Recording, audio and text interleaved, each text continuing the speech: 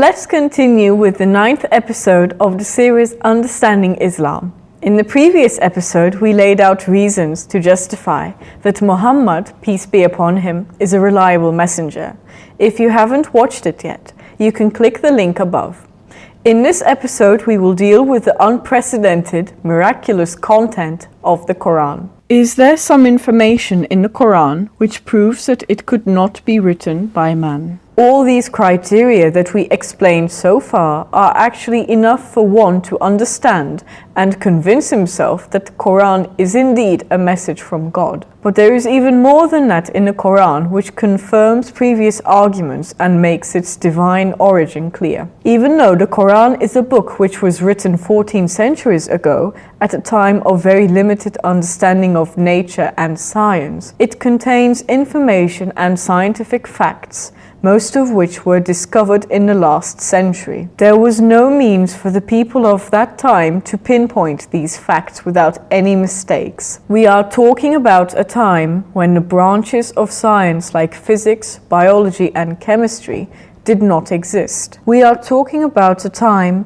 when people believed that the earth was flat and the sky was standing on pillars. The Quran does not only omit any type of erroneous belief, it even talks about undiscovered, astonishing information, which indicates God's greatness and unlimited knowledge. If it was just one scientific fact mentioned in the Quran, one could maybe say that it is a coincidence, but there are so many of them. The Quran gives us profound and then unknown information and covers a wide range of subjects, from the bottom of the sea to the heights of space, from the creation of the universe to the latest discovery on the firmament, from the embryo to the life of bees, and from the most probing questions of philosophy to the most complicated problems of physics. There are so many revelations succinctly communicated in the Quran in 4 or 5 words that man had to have recourse to knowledge accumulated over the millennia in order to be able to understand the meanings hidden in them. For example, the verse related to the expansion of the universe that we shall be discussing. It is only due to the highly developed telescopes, sophisticated microscopes, systematic observation, computer-aided analysis, and vast research resources and sums of money that we have been able to derive that knowledge today. Let us examine 4 of the many scientific facts mentioned in the Quran. For a more detailed study, you can also download the book, The Quran, Unchallengeable Miracle, from quranmiracles.com for free and visit islamguide.com.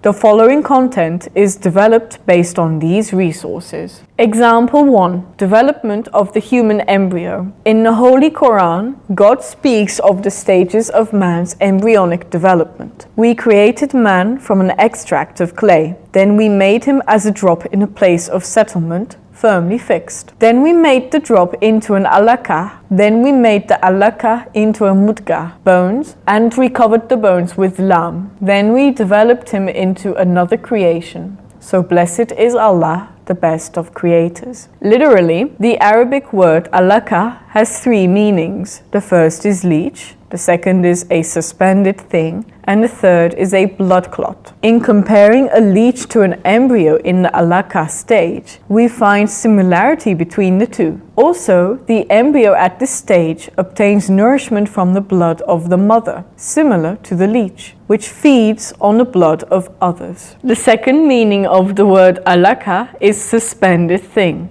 This is what we can see in the images. The suspension of the embryo during the alaqah stage in the womb of the mother. The third meaning of the alaqah is blood clot.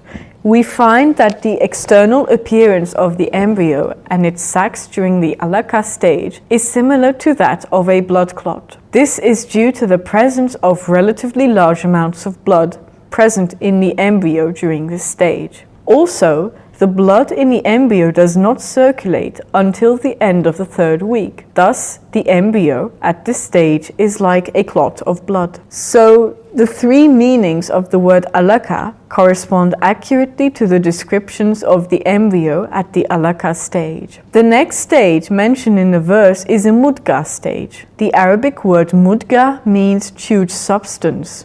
If one were to take a piece of gum and chew it in his or her mouth, and then compare it with an embryo at the mudga stage, we would conclude that the embryo at the mudga stage is similar in appearance to a chewed substance.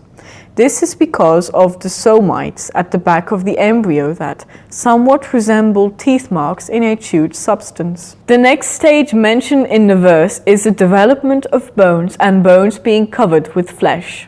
The embryo is a boneless lump. Its cartilage tissue is transformed into bones in due time, as stated in the Quran, followed by their being clothed in muscular flesh. The Arabic word lam means the muscular flesh. How could Muhammad, peace be upon him, have possibly known all of this about 1400 years ago, when scientists have only recently discovered this using advanced equipment and powerful microscopes which did not exist at that time? O human beings, what has seduced you from your Lord, the most beneficent, the one who created you, designed you in due proportion, and disposed you aright? In whatever design he chose, he constructed you. This concludes our current episode. In the following episode, we will go over other scientific examples one by one with God's permission. If you have any comments or questions, please share them with us. And don't forget to subscribe to follow our future videos. Till then, peace be upon you.